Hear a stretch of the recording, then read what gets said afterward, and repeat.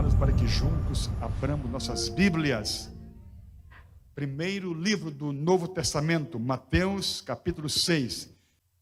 Não ajunteis tesouros na terra, onde a traça e a ferrugem tudo consomem, e onde os ladrões minam e roubam. Mas ajuntais tesouros no céu, onde nem a traça nem a ferrugem consomem, e onde os ladrões não minam nem roubam. Porque onde estiver o vosso tesouro, aí estará também o vosso coração. Amém? Está conosco o filho do Oswaldo, esqueci o nome, rapaz. Juliano, meu amigo Juliano, de Campo Grande, né? Que bom que você está aqui, tá bom? Seja bem-vindo, em nome de Jesus. Amém. Você ouviu a leitura que nós fizemos aqui, Jesus chamando a atenção da gente, para a gente ajuntar tesouros que tinham valor na eternidade.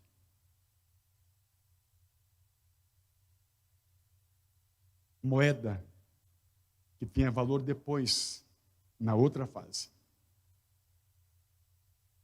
E também ele diz que onde eu ajuntar o meu tesouro, meu coração vai junto. Quando uma pessoa morre, e hoje eu recebi um pedido de oração, alguém pediu oração para mim, agora há pouco, tem que orar depois, pela Poliana, que está velando o marido, ou já velou e sepultou, não sei,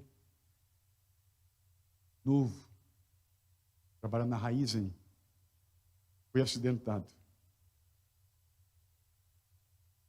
Então, coisas assim acontecem. E quando uma pessoa morre, deixa essa terra, essa pessoa não vai deixar de existir. Ela vai ficar surpresa quando chegar do outro lado. Todos ficaram surpresos. Seja a experiência boa, seja a experiência ruim. E a realidade lá é muito diferente daqui. Jesus contou sobre um homem que viveu toda a sua vida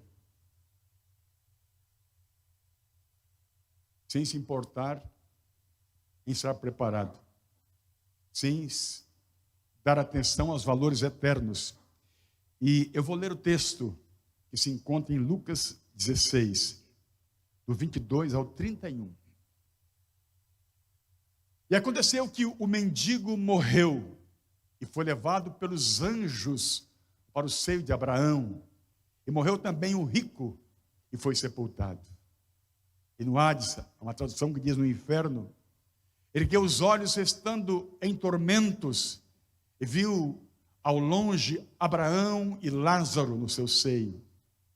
E clamando disse a Abraão: meu pai, tem misericórdia de mim e manda a Lázaro que molhe na água a ponta do seu dedo, me refresca a língua, porque estou atormentado nessa chama. Disse, porém, Abraão: filho, lembra-te de que recebeste os teus bens em tua vida, e Lázaro somente males, e agora este é consolado, e tu atormentado. Além disso, está posto um grande abismo entre nós e vós, de sorte que os que quisessem passar daqui para vós não poderiam, então pouco os de lá passar para cá. Disse ele: rogo-te, o rico que foi condenado, rogo-te, pois, ó pai, que mandes a casa de meu pai lá na terra, pois tenho 5 irmãos, para que lhes dês testemunho, a fim de que não venham também para este lugar de tormento. Disse-lhe Abraão: eles têm Moisés e os profetas, ouça-nos. Disse ele: não, Abraão, meu pai, mas se algum dos mortos fosse ter com eles, arrepender-se-iam. Porém Abraão lhe disse: se não houve Moisés e os profetas, tampouco acreditarão, ainda que algum dos mortos ressuscite. Já oramos, né? Esse homem pisou, depois que morreu, no outro lado. Jesus conta isso, não é uma parábola. A parábola não dá nome de pessoas. Isso revelou uma realidade que aconteceu com alguém, para que entendamos. E diz que no meio do tormento, no meio do sofrimento, ele ergueu os olhos. Ele estava consciente. E ele viveu na terra sua vida e não se lembrou de buscar a Deus, irmãos. Mas agora, ele tentou corrigir isso. Ele começou a buscar a Deus. Ele buscou, ele pediu, começou a falar com Deus. Ele pediu socorro. Ele disse: tem misericórdia de mim. E pediu que alguém lhe desse água, porque ele tinha muita sede. Estava atormentado no meio do fogo. Mas a resposta que ele teve foi: não. O tempo da graça para ele tinha se acabado. Tinha terminado. O sim para ele tinha passado o tempo. E a Bíblia diz, irmãos, para que nos lembremos de buscar a Deus enquanto o mal, antes que o mal chegue. Antes que cheguem os dias maus. Eclesiastes 12, versículo 1. A Bíblia diz: agora é o tempo aceitável. Hoje é o dia da salvação. 2 Coríntios 6, versículo 2. Agora é tempo aceitável. Hoje é o dia da salvação. Então você está vivo. E essa é uma chave que Deus te deu da tua vida para você escolher, para você se esforçar, para você entrar. Jesus disse: esforçai-vos por entrar pela porta estreita. Esse homem tinha muitos bens na terra, a Bíblia diz. Esse homem que morreu. Mas agora estava ali sem nada. Com a consciência da vida terrena que passara. E agora, com a lucidez da vida espiritual, tão real.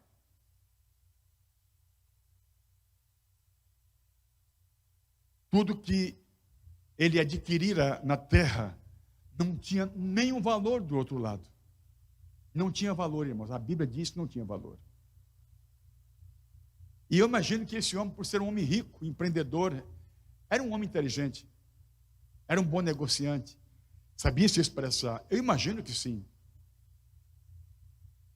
Ele tinha suas habilidades. Mas as habilidades dele agora também não surtiam efeito. Não surtiam efeito. Não tinha o poder de convencimento ali. A sua inteligência, os valores agora eram outros. Eu disse: ajunte esses valores lá agora.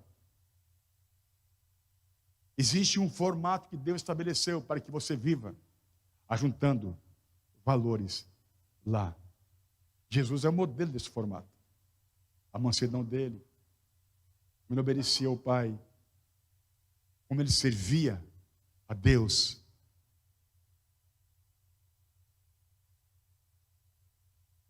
Então, segundo a indexação daquele lugar agora, esse mundo espiritual, esse homem era um miserável. O miserável. Jesus disse: de que adianta alguém ganhar tudo aqui e perder-se na eternidade? Porque agora ele estava na eternidade. A eternidade tem duas opções: com Deus ou sem Ele.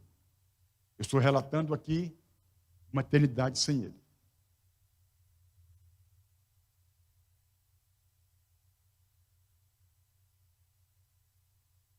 Se você ler a Bíblia toda, você vai achar uma parte que diz assim: o teu pecado te achará. Quem já leu esse texto? Alguns que já leram, é pouca gente. O teu pecado te achará. Foi o que aconteceu com esse homem rico, avarento. O pecado dele o achou. E agora era tarde. Jesus meus irmãos, depois que ressuscitou, um bom tempo depois, bastante tempo depois, ele enviou uma mensagem para a última geração de cristãos da terra, que os estudiosos entendem que é para nós. Preste bem atenção. A mensagem para a igreja da última hora. E nessa passagem, eu vou ler agora, ele falou com a última geração de cristãos da terra. E segundo os estudiosos, os que estudam a escatologia, é a geração que vivemos. Veja o que diz Apocalipse, capítulo 3, do 15 ao 20, ele falando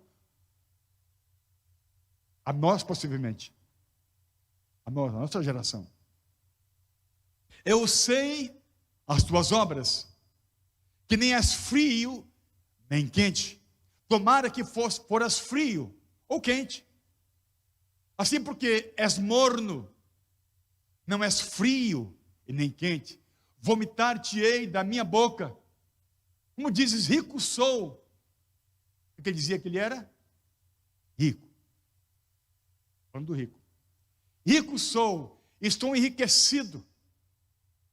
De nada tenho falta. Era a geração de cristãos da última igreja. Não sabes que és um desgraçado, miserável, pobre e cego e nu. Aconselho que de mim compres ouro provado no fogo, para que te enriqueças, e vestes brancas, para que te vistas, e não apareça a vergonha da tua nudez, e que unjas os olhos com o colírio, para que vejas. Eu repreendo e castigo a todos quantos amo. Se pois zeloso e arrepende-te. Eis que estou à porta e bato. Se alguém ouvir a minha voz e abrir a porta, entrarei em sua casa e com ele cearei e ele comigo. Amém.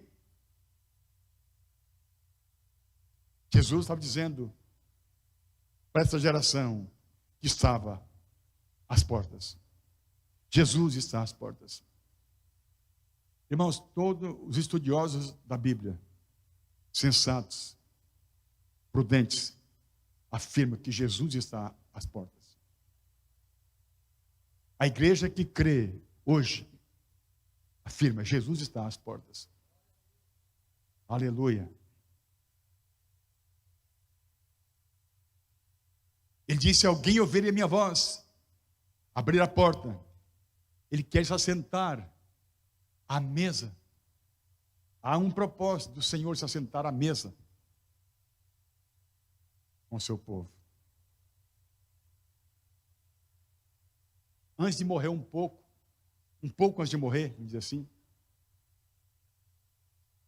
Jesus assentou-se à mesa com a sua liderança, com a sua igreja.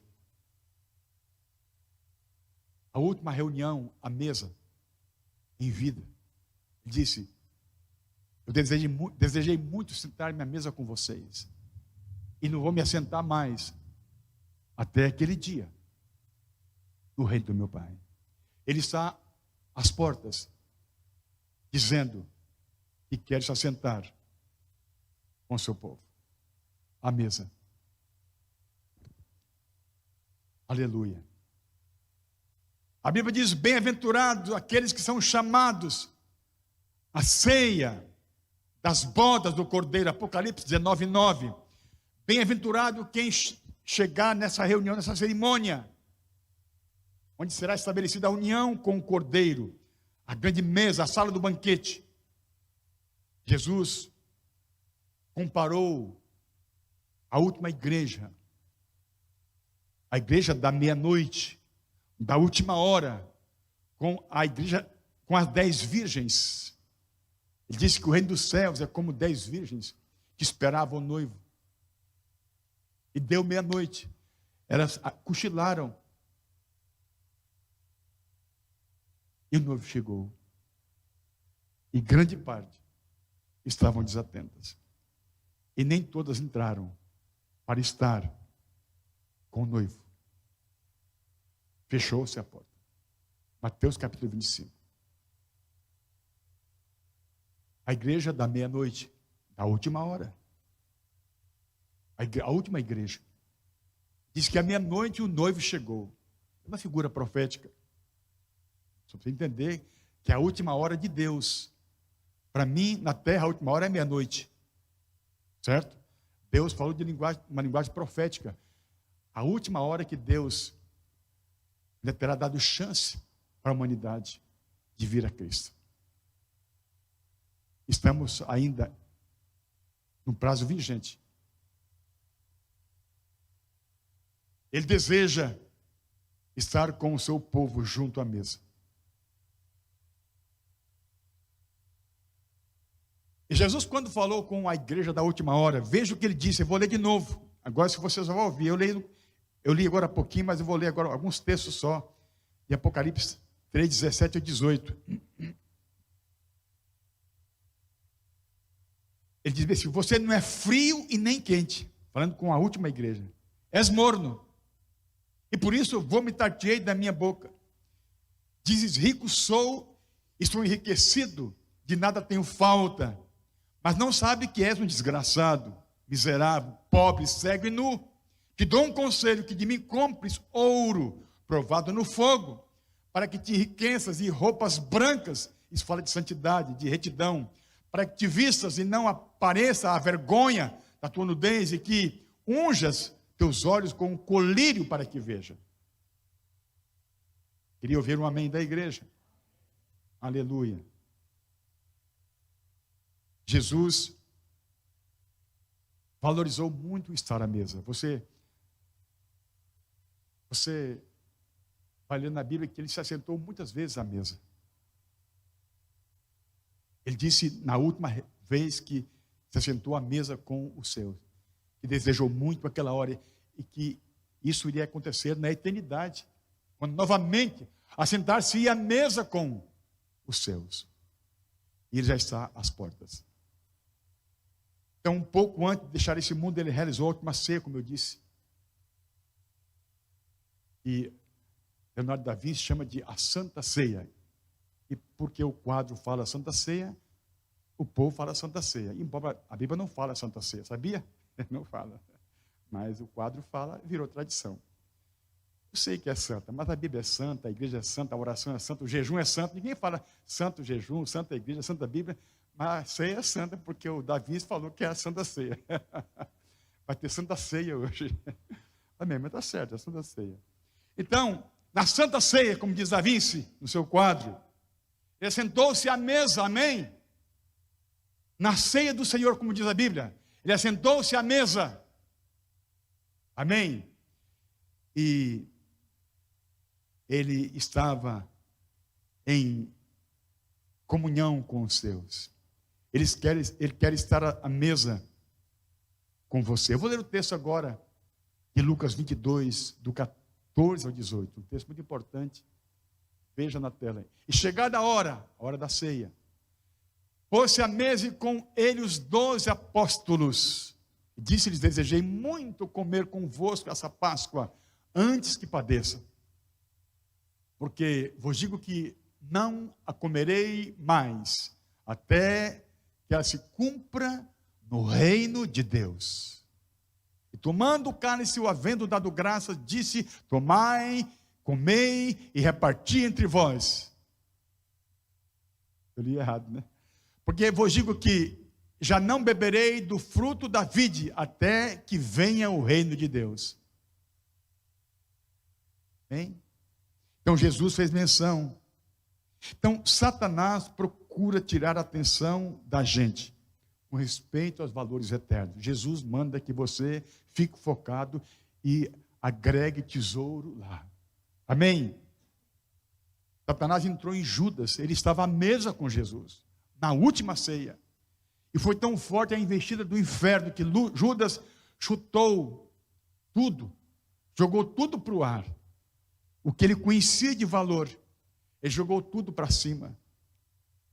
Ele desprezou a bênção por causa do dinheiro. O mal daquele rico não era o dinheiro, mas o amor ao dinheiro. O mal de Judas, né, que ele dava com o dinheiro. Judas era tesoureiro. O dinheiro tem que ser manuseado por quem? Por você.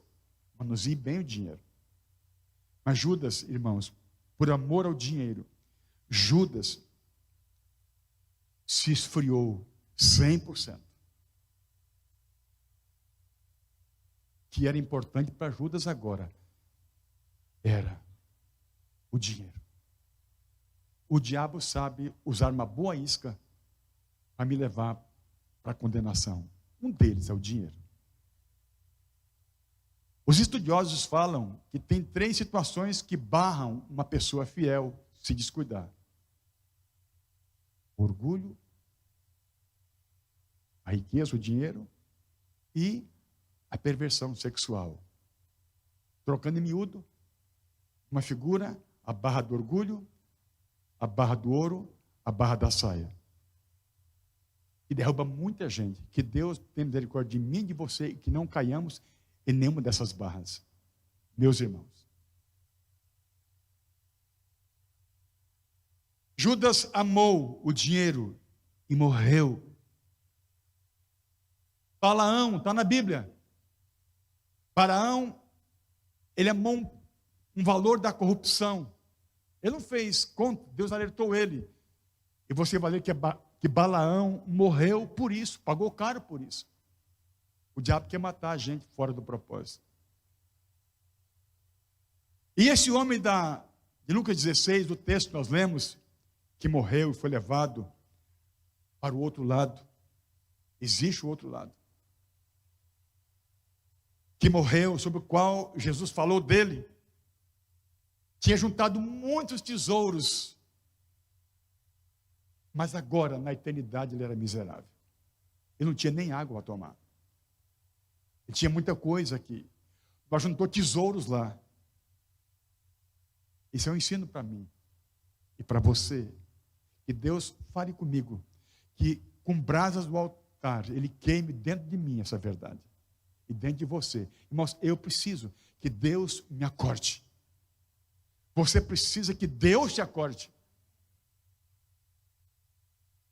Nós precisamos disso. Amém, irmãos?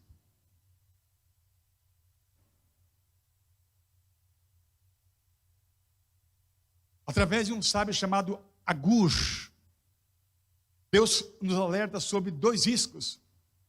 O risco de ser rico e o risco de ser miserável, pobre, miserável. Eu vou ler o texto. Provérbios 30, do 8 ao 9, diz, o sábio dizendo, Agur, afasta de mim a vaidade e a palavra mentirosa. Não me des nem a pobreza, nem a riqueza.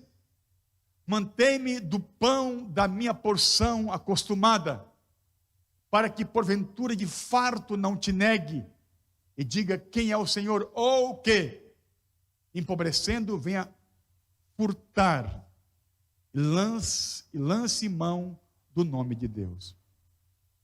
O risco de ser rico, tem ele. O risco de estar na miséria também tem o risco de estar na miséria. Então, a riqueza, existe um mover espiritual no mundo, chamado Deus Mamon. E ele tenta afastar o homem, o coração do homem de Deus, por esse viés. Muitos, na Bíblia, morderam essa isca.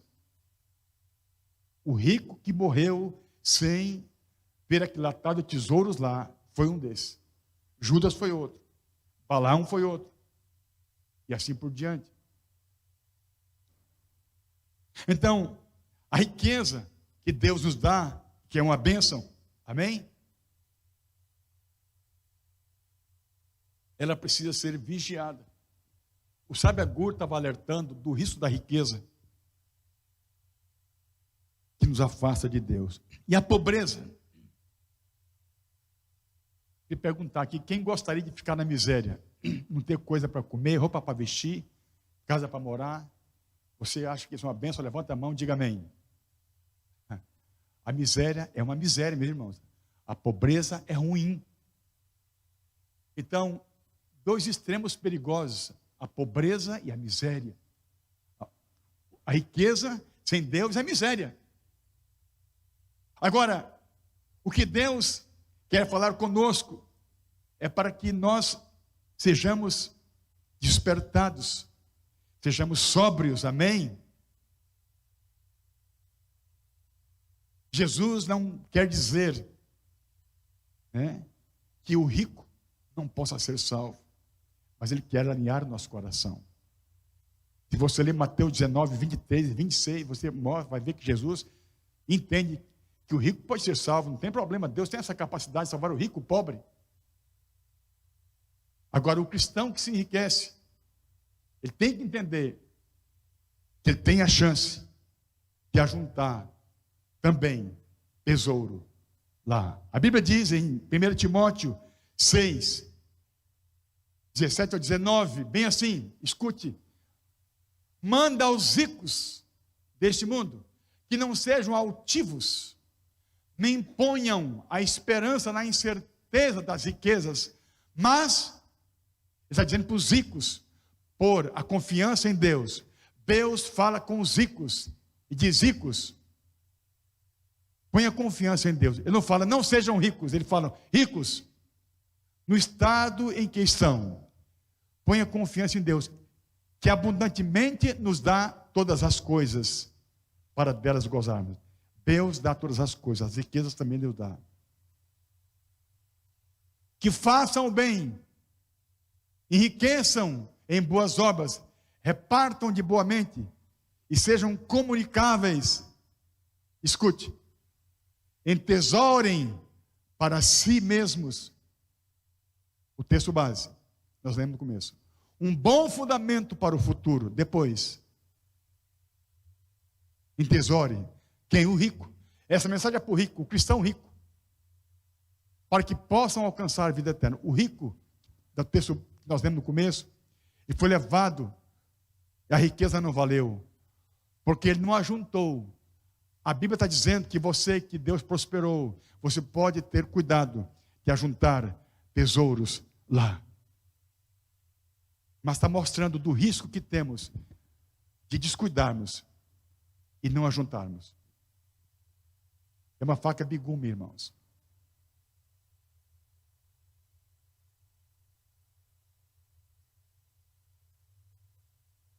Então, para que alguém entenda os valores reais do reino de Deus, os valores eternos, ele precisa estar iluminado pela palavra de Deus, pela luz da palavra de Deus. A Bíblia diz que lâmpada para os meus pés é a tua palavra e luz para os meus caminhos. Nessa noite o Espírito Santo quer iluminar seu íntimo com essa verdade. Você foi colocado na terra e você pode estar em qualquer escalão. Paulo dizia, eu sei ter falta, eu sei ter prosperidade. Paulo foi preso e cantou na prisão, louvou na prisão, serviu na prisão. O cristão, ele é habilitado com a luz da verdade para ser rico se precisar, mas se a coisa arrochar também, ele vai saber administrar. A luz da palavra de Deus é a coisa mais nobre que há. Mas ser rico, ser rico materialmente e não ter a luz da verdade, como aquele homem que foi levado ao tormento, é uma tragédia. É isso que Deus quer falar com a gente. Infelizmente, depois que o mundo pecou, as pessoas se distanciaram da verdade divina e perderam a sensibilidade aos valores espirituais. Jesus disse, a luz veio ao mundo, mas os homens amaram mais as trevas do que a luz, porque suas obras eram mais. João 3,19. E muita gente, para justificar as suas teimosias, não se rendem à soberania do que Deus diz, acham mais fácil elaborar os seus conceitos religiosos. E cada um tem uma mente boa para elaborar. E essas habilidades de elaborar conceitos religiosos, do outro lado, não valerá nada. Os argumentos religiosos que nós temos aqui, para refutar a simplicidade da palavra de Deus, não valerá como moeda do outro lado, irmãos. Não valerá. É mais fácil, é mais prudente que nós nos humilhemos hoje. Nos rendamos ao chamado de Deus. Que abracemos a fé. Está cheio de conceituações religiosas aí, que não tem fundamento no livro que Deus estabeleceu. Cada cabeça uma sentença. De onde vem o fundamento da sua fé? A minha avó me falou. Meu pai fazia assim. Minha mãe fazia assim. Você já checou na Carta Magna? Quem foi que falou?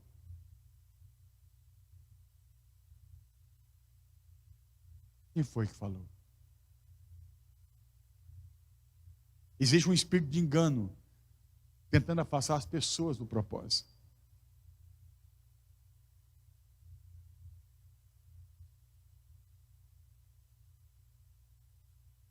Na eternidade, os nossos achismos não terão nenhuma expressão.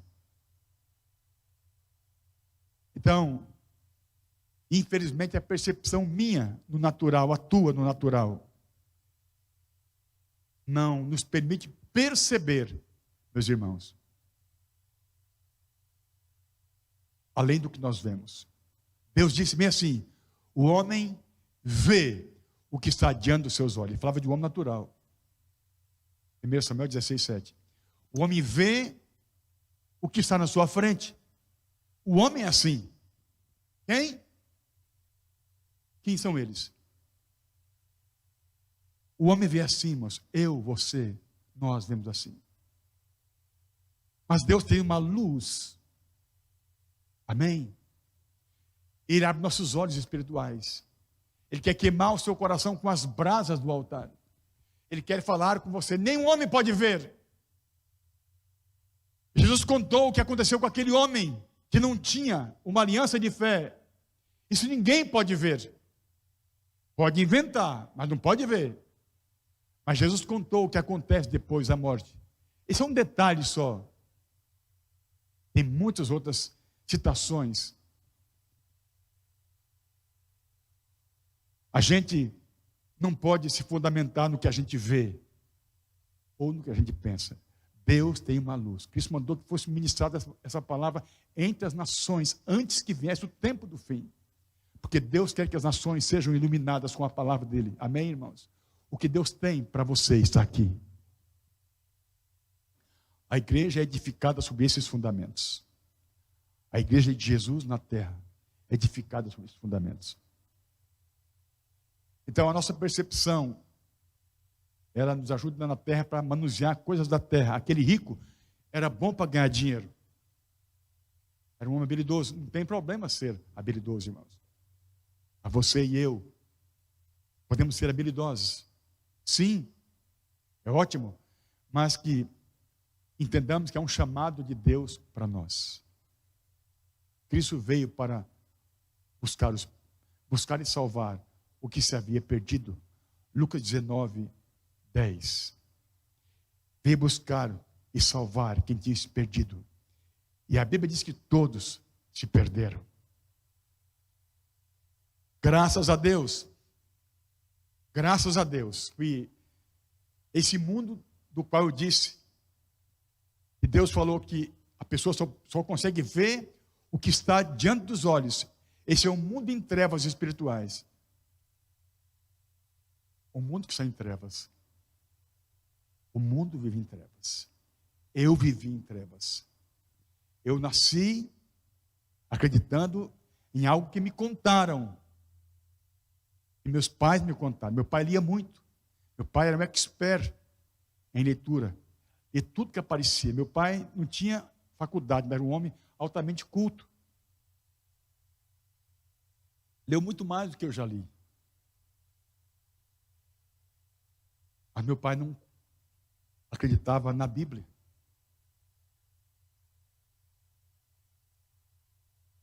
E o que eu recebi de fé foram os achismos que me deram. Mas um dia me abriram as Escrituras e eu conheci o propósito de Jesus. A Bíblia diz bem assim em Colossenses 1, 12 ao 14. Dando graças ao Pai que nos fez idôneos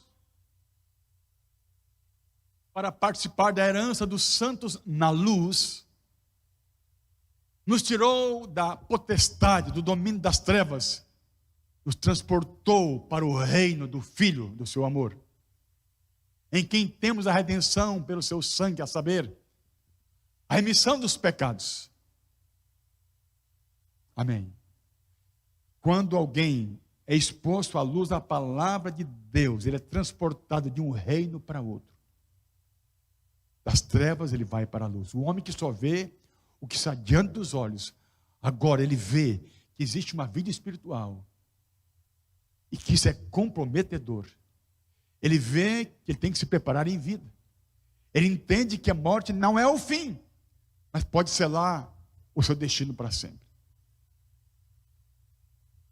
Então, nessa noite, Deus quer falar com você. Que entrou aqui, você que tem as suas faculdades normais, você que é uma pessoa que se esforça, você que é habilidoso, habilidosa, você precisa de se render ao chamado soberano do Senhor. Cristo veio, não foi por enfeite. Ele morreu, ressuscitou e fez uma comissão para ir às nações, para levar a mensagem do Deus ao mundo. E Deus quer queimar seu coração com essa verdade hoje. Não existe realização fora do propósito de Deus. O vazio que as pessoas abrigam dentro de si é do tamanho de Jesus. Você pode ir para onde você quiser, fazer o que você quiser. Se você não entender e não viver o propósito de Deus, você estará vazio, morrerá vazio.